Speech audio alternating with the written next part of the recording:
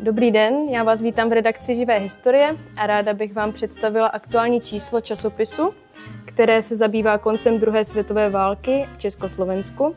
A toto téma jsme vybrali právě proto, že letos uběhlo 80 let od května roku 1945. S tím se pojí i dárek tohoto čísla časopisu.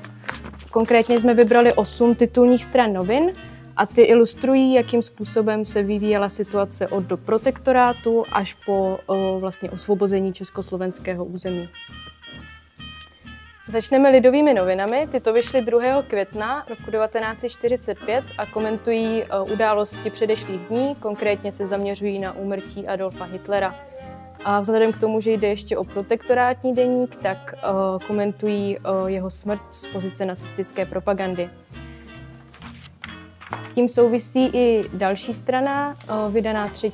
května, a ta apeluje na vojáky, aby bojovali dále po vůdcově vzoru, věrně až do smrti.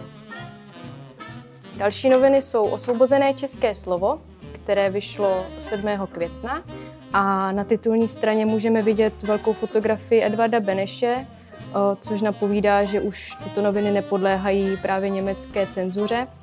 A konkrétně je zde otištěna výzva České národní rady k tomu, aby český lid vytrval v pohotovosti a čekal na další instrukce.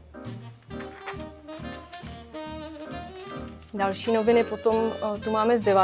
května, což už napovídá, že řeší příjezd Rudé armády do Prahy, který oslavuje jako radostnou událost.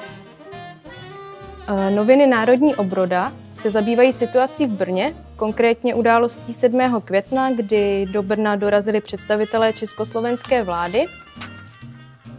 Další noviny jsou Slovo národa, které stejně jako ty předešlé také vyšly 10. května. A zde už vidíme určitou předzvěst budoucího odsunu Němců, vzhledem k tomu, že Brno popisují jako v budoucnosti ryze české město. Dále tu máme Rudé právo.